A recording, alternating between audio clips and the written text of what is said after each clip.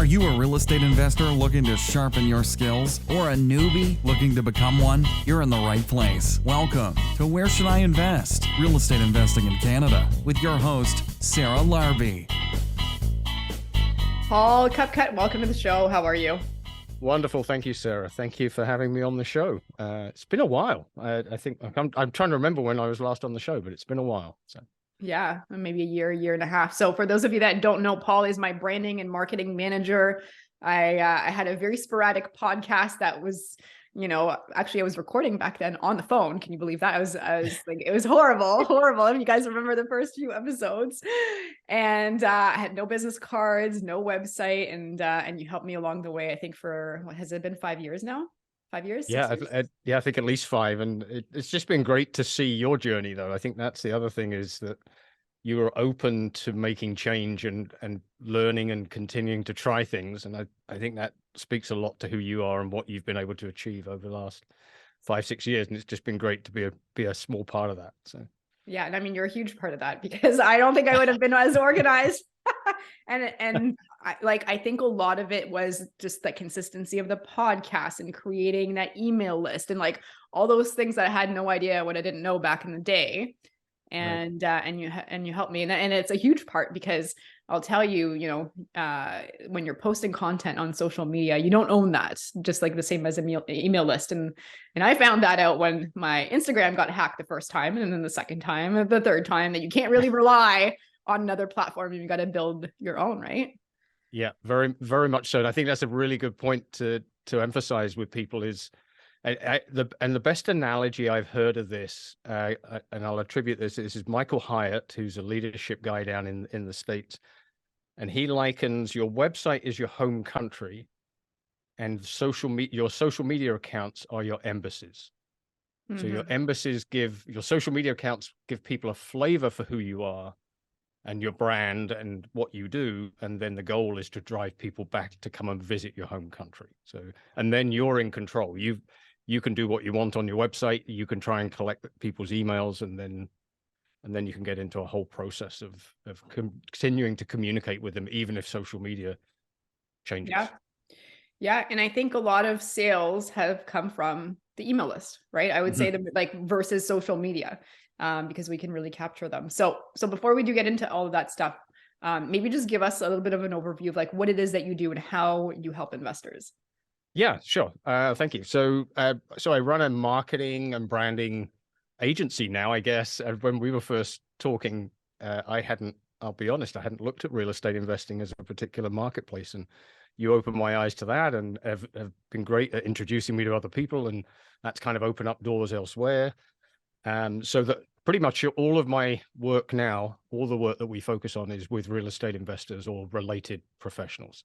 So we do everything from email marketing, websites, helping people with podcasts, social media, pretty much anything that you would fall under the gamut of marketing, we help people with. And then obviously the other thing is helping people with strategy and processes and systems, because I think that's probably where a lot of people fall down, is not having those things in place, which is what, how we started talking initially. Yeah, it's funny. I've had many conversations with Matt, my spouse. I think you briefly talked to him at one point. He's like, I can't really understand what Paul does. I'm like, he basically just does everything. You have an idea, you're like, Paul, go. And then you go and you implement it. He's like, but like how? I'm like, well, let's just say I want to do a course. I say, Paul, this is the course, or you make suggestions, and then you just basically implement it, and then do the marketing behind it and the sales strategy behind it. And I think that's like some people that have a hard time understanding, I think, sometimes what it is that you do for people, but it's very vast. Like there's a lot of different hats that you wear. Yeah, I think that probably a good description would be a fractional marketing manager. So you're probably not in the position, although you might be, not in a position to hire a full-time marketing manager, but you want somebody that has that level of expertise and knowledge and is able to deliver those kind of services. So it's having your own fractional marketing department and having it on call, but not having to have somebody there full-time and the expense of that. Yeah, absolutely. From like website designing, I don't know if you want to do that many more of website designs, but you've done a couple for me. Creating strategies, creating marketing strategies. It's been very helpful. So one of the questions I get asked a lot, especially as we're getting into some weird times right now, and I think a lot of my students, for example, have figured out that like there's an opportunity to create some deals with joint venture partnerships, or bring in some private money as an example, but they don't have a presence yet. And sometimes you want to have that presence so that people get to know you better, they trust you, and they want to work with you, they want to joint venture with you, they want to provide funds because they like and trust you. What are some ways, like for somebody just starting out right now in this hard market, that say, okay, the next step I really have to do and I really want to grow and scale is I need to bring in private money, or I need to bring in JVs? What are some things that they could do from a branding perspective? Yeah, great question. So I think first of all that people need to keep in mind, and I think real estate investors will get caught up, actually not just real estate investors. I think we all get caught up with the fact that we need to reach thousands and thousands and tens of thousands of people, and it's all about numbers. But when you actually boil it down, most real estate investors with a handful of properties, maybe looking to grow to double figures of properties, really don't need that many people that they're going to end up doing business with or joint venturing with. So it's not about the quantity, it's probably more about the quality. And I think the first thing that people need to be thinking about is, who is it you really want to do business with as a joint venture partner? Because you can't be everything to everybody. And if you try to be that, you're going to dilute your message. You're not going to be clear to anybody, and you'll just confuse and not attract the right people. So get very clear about who it is you want to do business with. And an easy way might be to look at people like yourself. If you're a real estate investor and you came from corporate, or you're in a corporate position now, think of other people like you who might also be interested in real estate for the same reasons, because then you can speak from experience. So your trust and credibility is immediately up there. And you only need to be one or two steps ahead of whoever you're helping. You don't need to be the 300 door guru, because that would probably put a lot of people off anyway. So get very clear about who you're trying to reach, and then start to think about, in terms of content, what are the questions that you have in the back of your mind when you were looking at real estate investing, and start to answer those questions for people and put content out there to that effect. And it can be as simple as, if you're wondering how you can use RRSP money to invest in real estate, here's the answer. And give people a 2-3 minute video. And, don't be afraid of video. I think I did hear it on a podcast just the other day, and somebody said, it's no longer a case of if you do video, it's how you do video. So I think we're past the, that's how people consume content. And the beauty of that, with that video, is you can then take that content and repurpose it in 17 different ways. So it isn't about having to produce tons and tons of different content either. You could do a 3-minute video, and that could last you for 17 different social media posts and blog posts and website articles and everything else. So videos are definitely key. Do you think that they should live on somebody's website? Like, do you think it's important for investors, even if they just have a handful of properties, if they're looking to bring in money, joint venture partners, to have a website of some sort they can direct them to? Or like, what do you think like the basic, I know you mentioned videos on social media, but the basic necessities they want to have to show some credibility? Yeah, I mean, you're talking, you're usually talking significant amounts of money that somebody's going to invest with you, tens of thousands.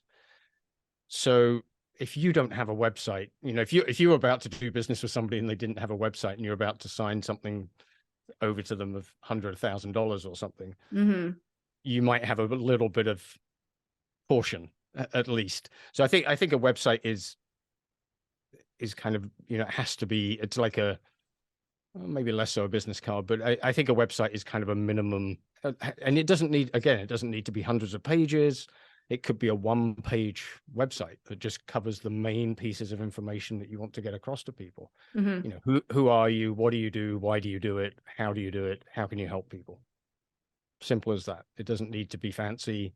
It can be done very, very cost effective and still look good and have the right sort of feel Mm-hmm. that somebody says, okay, well, this looks like a legit kind of kickoff.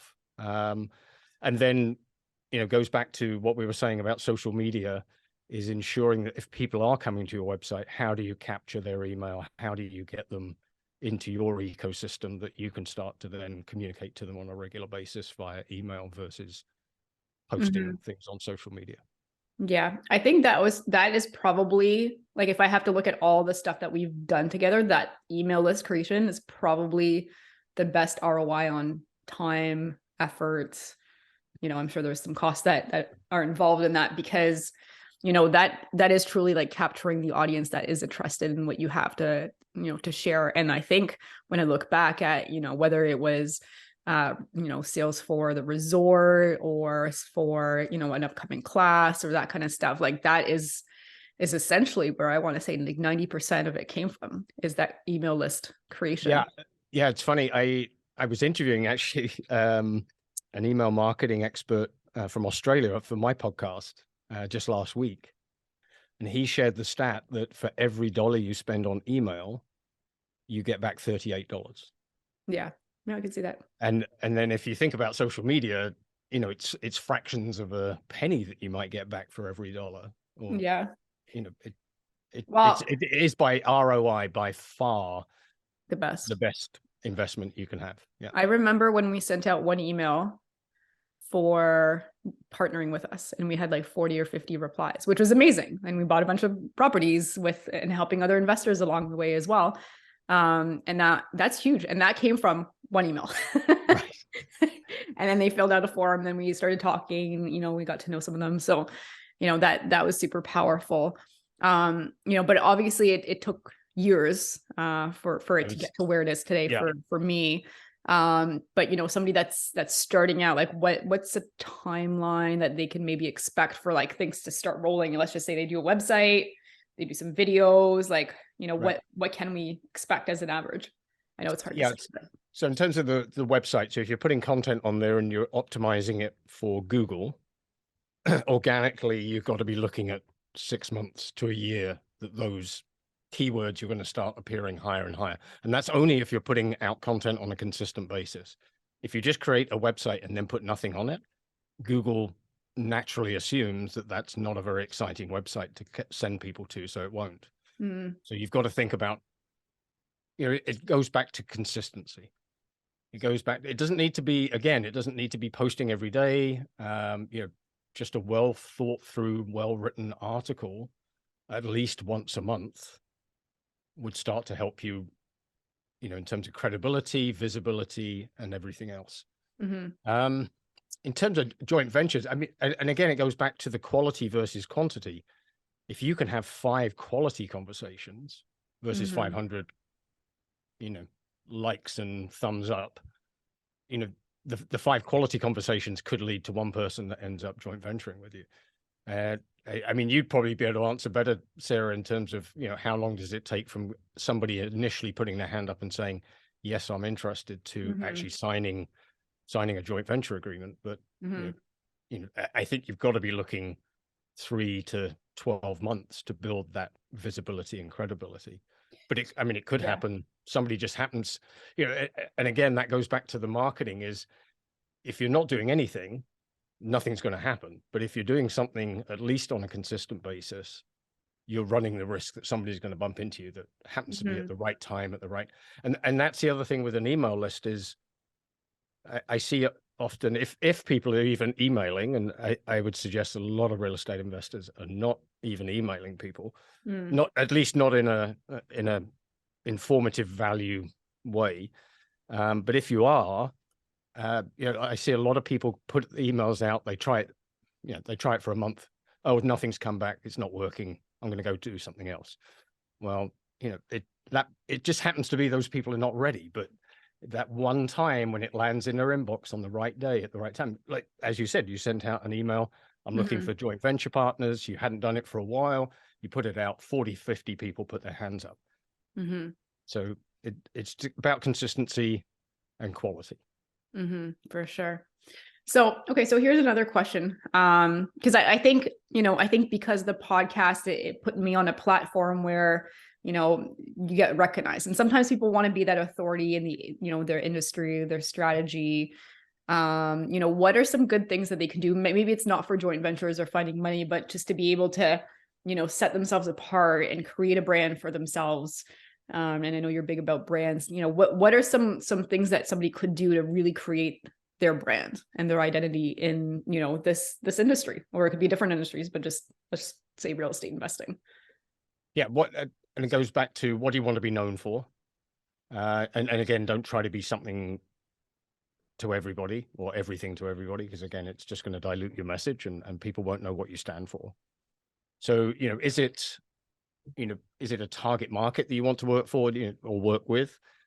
Is it a particular location that you want to focus on? A lot of real estate investors focus very locally, and they say, I'm going to be the real estate investor for Hamilton or for the Golden Horseshoe or whatever it happens to be. Or it could be a strategy like you did originally for the Burr. You were known for the Burr, and that enabled you to then pivot and change when you were ready to do it. But that served you very well for quite a few years. Yeah. And you know what? And that's still a strategy I still love.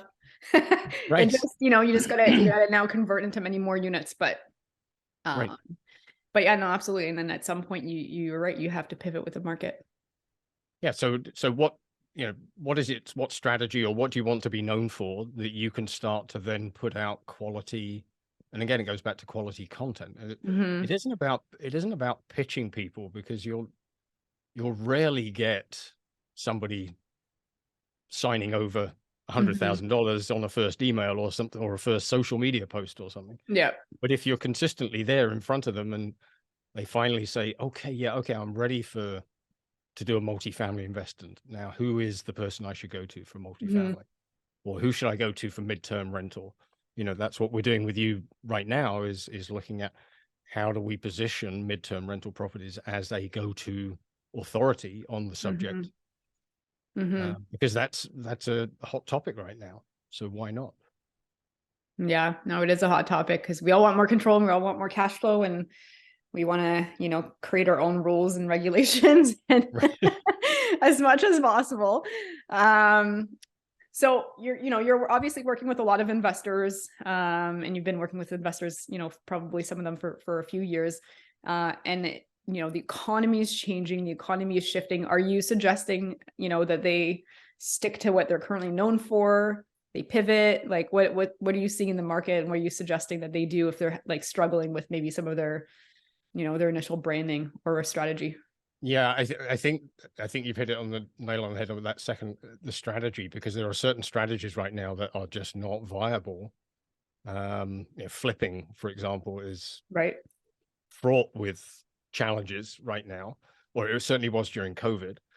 Wholesaling and pre-construction too. Like pre-construction used to be super big. And I mean, you said wholesaling, but yeah, there's some things that just, in 2023 are going to be a little bit harder to do well with, and probably a little bit more risky for the, market cycle that we're in. Right. So somebody that's in that situation, think about if everybody listening thinks about the people that they follow on social media and why they follow, I will almost guarantee you that a number of those people you're following them because you're following their journey. You're interested in what they're doing next, how they're learning, what they're sharing about those learnings. So you could do exactly the same. If you've focused for the last 3 years on flipping, and now it's just not the market you want or need to be in, or can be in, well, okay, start to document that. Start to say, okay, hey, it's Bob here, and I've been flipping properties for the last 3 years, but you know what, with the current market, flipping's not the way to go. So I'm going to go and have a look at rent to own, or I'm going to go and explore Burr. Well, then reach out to some Burr experts or some rent to own experts and say, would you mind sharing some of your tips, ideas? It could be a video. You could write an article. So you could reach out to the five high profile Burr people and say, what's your number one tip that you would give if you were going to start going into Burrs? And I find, the thing that I enjoy a lot about the real estate investing market generally, and the people within it, is most people are willing to give a little bit of time to help you. They're more than willing to answer a question or point you in the right direction or recommend a resource. And I don't see that in every industry, but I think you'll find, if you are a real estate investor and you're about to pivot and you're wondering, how am I going to communicate that just reaching out to a few experts and then pulling together, the top 10 Burr experts recommendations about how to get started in Burrs, and that becomes an article. Then that becomes 10 separate videos. That becomes 10 social media posts. And then you've got content, and then people are starting to follow your journey. Right. Think of somebody as famous as Gary Vaynerchuk.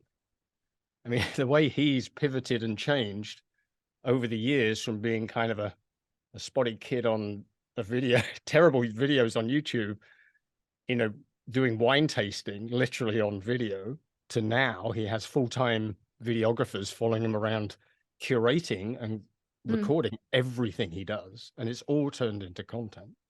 You don't need that, but it doesn't take much. Everybody has a phone in their pocket.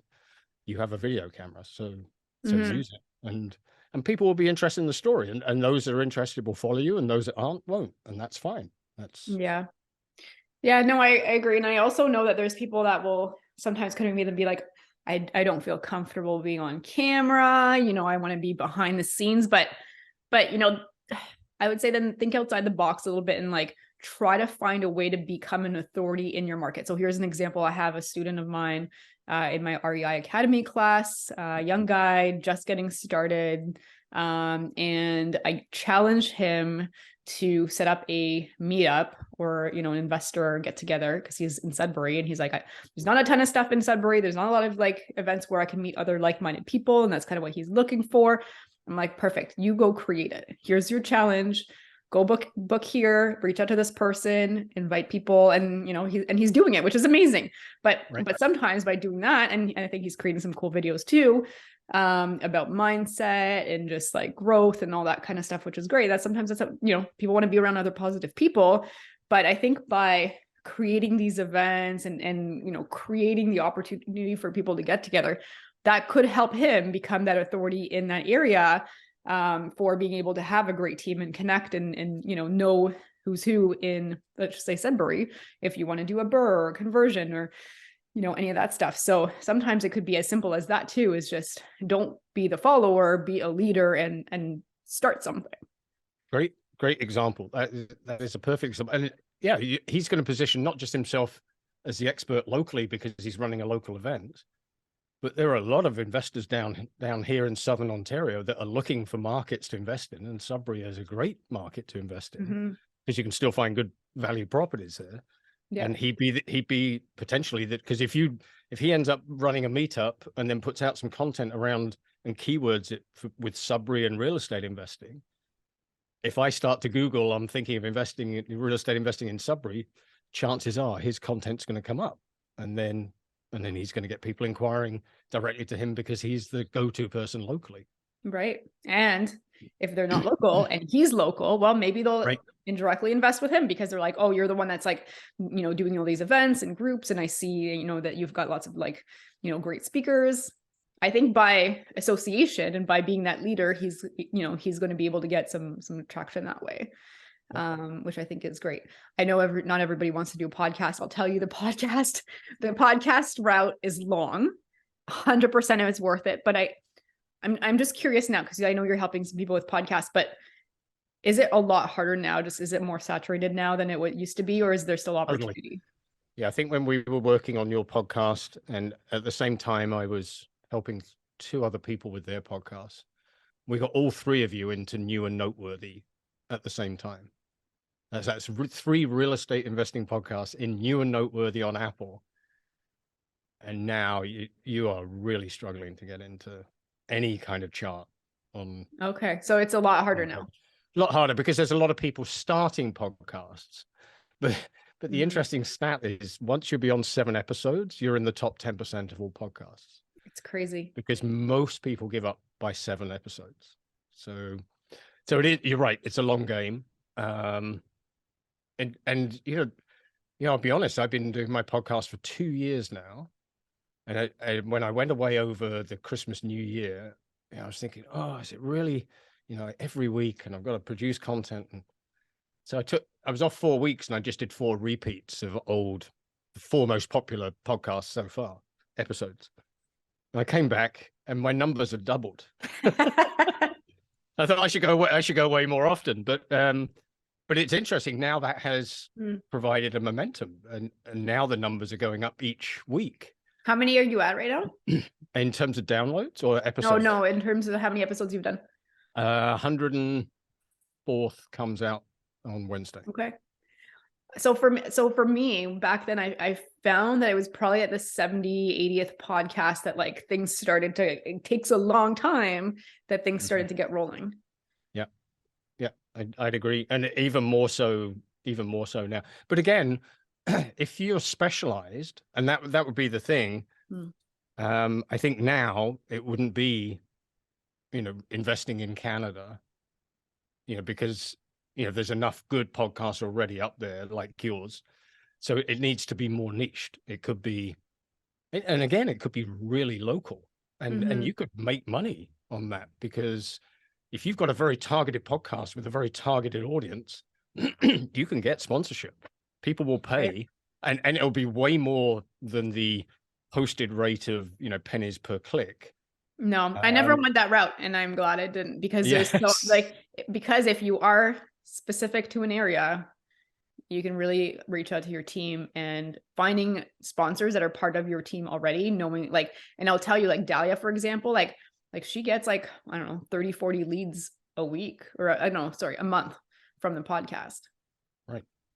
She's been doing it for a while with me, but yeah, I wouldn't necessarily go to a random ABC company and get them to sponsor. It still needs to be, I think anyways, if you're going to reach out to sponsors, make it relevant to what it is that you're doing.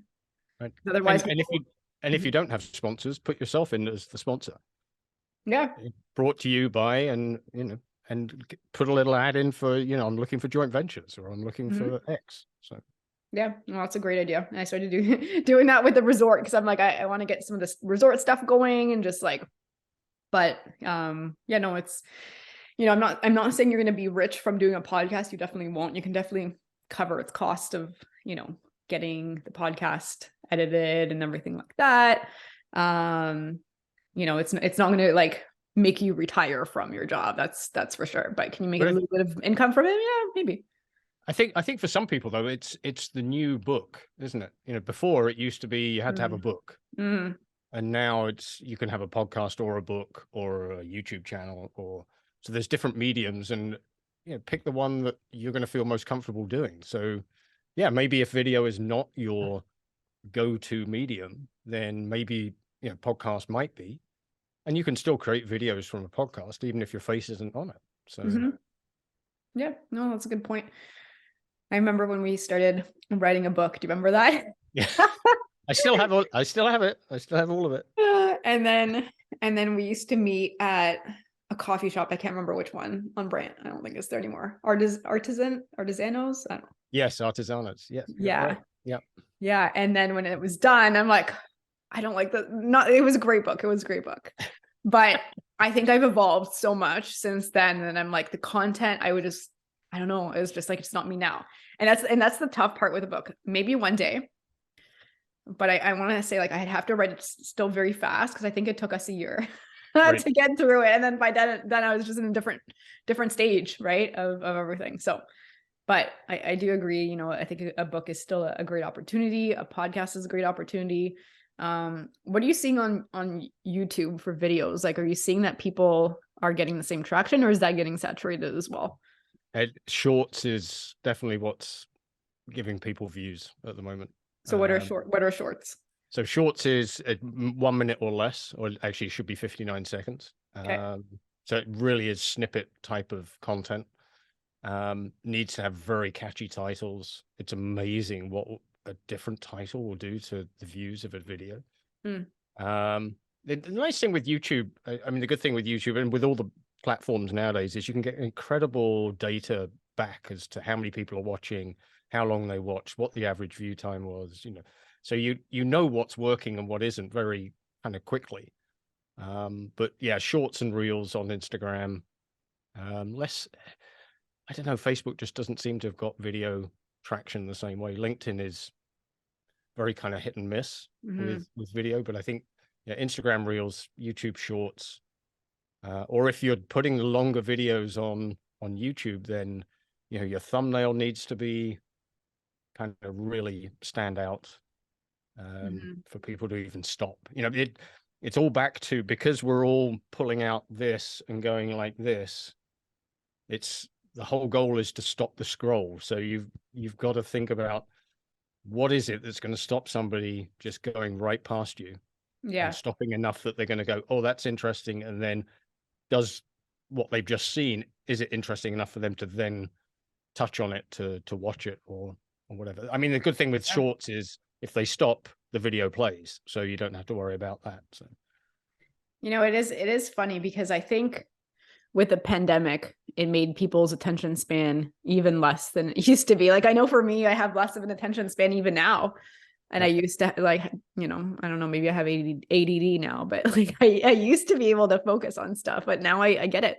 And I think maybe that goes back to the podcast, is like when you're listening to a podcast, you're probably in your car, you're doing something that, it's probably one of the very few mediums that people aren't just scrolling through and they're actually listening for, a good amount of time. So I think that's why I like the podcast. But and it's also very personal because it's right between, you're right between somebody's ears. And you're right, they're doing something else at the same time. You're either doing the housework or you're driving or you're doing something, but people are consuming. So podcasts do seem to last longer in terms of attention spans than video. I mean, even I rarely watch videos, but I think I can almost time myself to like 2.5, 3 minutes. That's it. If it hasn't grabbed me by then, I'm gone. No, it's tough for sure. I mean, and I know we're not the only ones. I think it's everywhere. So what are some things that like catchy titles or something to have like in the first few seconds that you found may help people just stay? I mean, the titles either need to be something that's, I don't want to say controversial, but it's the ones like, wow, I can't believe he did this, or look at there was one client did just recently. Oh yeah, it was a backyard with a lot of opportunity for additional dwelling units. So wow, look at this backyard. Well, they suddenly got 10 times the number of views on the video just because of that. And it, and all it was a scan of a backyard and saying, well, this is a great backyard, but it stopped people enough that they watched the video. Interesting. The other one is listicles. I mean, anything that says 3 tips for this, 3 hacks for that, 5, all those always seem to work. And again, if saying to people, if you look at what you watch and what makes you stop and click, the chances are it's listicles is a big one, because it's the 5 things you didn't know about Kevin Bacon, or whatever. And people stop and look. List of things. I mean, and that's sometimes I think you mentioned to do, and I think we have some stuff or we had some stuff on my website, right? Like certain things that like list of like 7 tips for something, or the fundamental checklist with like, I don't know, whatever. I just remember having like certain number of, things, and then they downloaded it. And then we got lots of emails from that. But I do agree with you, like, listing things. I know you like the number 7. Yeah.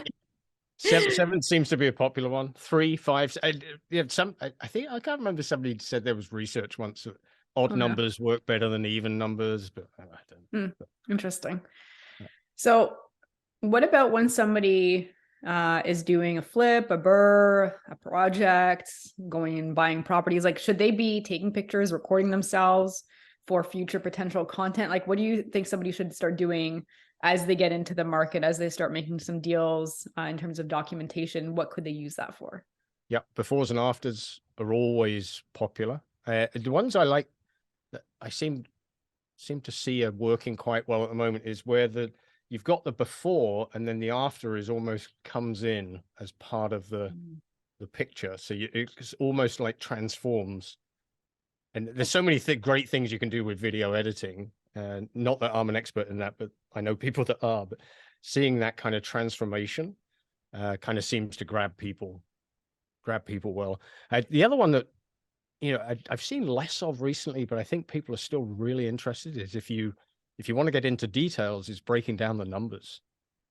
I know that's always a popular thing at live events when people are doing presentations, breaking down a project by the numbers. So obviously keeping track of that, you should be anyway, but if you're prepared to share those kind of numbers, then people really do like that kind of content. So those would be two I would certainly say. Yeah, and you should be logging the process. That can all be part of the content that you're putting out on a regular basis. Hey, right. I'm back at my renovation, and oh my gosh, I can't believe. And there's a title. Oh my gosh, I can't believe this happened at my renovation. And if you're a real estate investor, you're going to click and look. That's true. And also, 100%. And probably too, like, what do you think about putting some stuff like not just the pretty stuff, but like the, oh crap, this is happening. Yep. I think that would get even more views than something that, here was the perfect renovation. Here was the renovation, but these were the 3 mistakes I made. And 3 mistakes I made on my renovation, and I'm never going to make them again. There's a title. Sounds long, but it's probably enough that it's going to stop people and go, well, I wonder what those 3 mistakes were, because I don't want to make them. Yeah, right. Exactly. So what is like 2 key takeaways from today's podcast that, either an investor that's already currently investing and or potentially somebody that's starting to get into the game? What are some key takeaways that you want them to leave today with? Consistency and email. If email. you do those 2 things, consistent content, collect the emails, keep in touch with people on a regular basis. Don't assume that they are not interested because they're not clicking on it or they're not reading it. You just got to keep sending it to them, and at some point they're either going to unsubscribe, which is fine because that means your marketing's working, or they're going to click on it or raise their hand and say, yes, okay, I'm ready, I'm interested. Consistency and email. Awesome. Paul, where can my listeners reach out and find out more? Yep. Thank you. So pretty easy. Paul Copcutt, COPCUTT.com. So paulcopcutt.com. And you're also, sorry, go ahead. And I was going to say, you can access the podcast from there and anything else that you want to. I was going to ask you about the podcast. What's it called? Personally Brandtastic. Awesome. And what do you cover in your podcast? So branding and marketing. So there are interviews similar to this. So I tend to invite marketing people, branding people, digital marketing people, and we talk about what they do and some tips. And there's usually some great, I'm making notes as I'm interviewing these people. So it's lots of great content. So can I ask, what's one key thing that you learned from interviewing them that you're like, this is key that you can share on this podcast? Yeah, probably the one of them that made the biggest impact last year was a guy that told me about the Google Knowledge Panel. So if you do, and so here's a tip for everybody, go put in your name into Google and see what comes up. And on the left-hand side will be the web pages that have your name or a combination or somebody else's name, but it's you, or it's not you, but it's still your name. So that's one thing. And ideally what you want to see on there are links on page 1 through to your content, whether that's your website, your LinkedIn profile, Facebook account, whatever it is. So ideally you want to own page 1 organically. And a couple of reasons for that is most people don't scroll past page 1 for search. They just end up putting in another search. So if they don't find what they're looking for, so hopefully you'll come up for that. But then on the right-hand side is what Google says is true, for want of a better description. So this is where Google has gone all over the internet and said, where are the pages, videos, podcasts, anything about Sarah Larby that we know has been referenced by other people who are also reputable, and we put it into that knowledge panel. So that is like golden. So if you have one of those, it's golden. But what most people don't know is you can own that. So it gives you the opportunity to say, are you this person? And you can say yes, and then you have to go through a couple of steps to verify it. But then you can start to control what gets in there. Oh, just cool. by doing things in the back end of Google and SEO and keyword. Nice. So you can start to prioritize more videos, or you want to prioritize something that you're promoting or pushing. You can work great. at it and get it appearing. Do you know what my next question is going to be? How are we going to do that for you? Yeah, that's exactly what it was. Right. Yeah, we'll talk about it for sure. All right. How busy have I made you this month? Are you about ready to like? You're lucky I turned up. I was so busy, I almost missed it. No, I'm kidding. Oh man. But yeah, no, honestly, thank you for all you're doing. So just for you guys to, I guess, hear the background is because of the launch of Inspire Beach Resort, which Paul has also been spearheading with me as the marketing and branding person, and also our midterm rental company and my stuff. And I think you're taking on a few of my colleagues' stuff as well. So you just got really, really, really busy. And every day Paul hears from me about the resort. He's probably like, why? I used to not hear from Sarah for like 2 weeks. Because it's true, right? Like, you know, especially in the summer. In the summer, you probably don't hear from me for a while. But yeah, now that we're launching this this awesome resort, Paul is probably doing double time, triple time. But that's not to say that you can't take on more people. And so guys, if you are interested in like working on your branding, on your marketing, on your messaging, on your email list, because that's huge, reach out to Paul, check out his podcast as well. Paul, thank you so much for being on the show. Thank you, Sarah. Great chatting with you. Thanks so much for listening to Where Should I Invest with your host, Sarah Larby. Make sure to listen in next time. We'll catch you on the next episode of Where Should I Invest?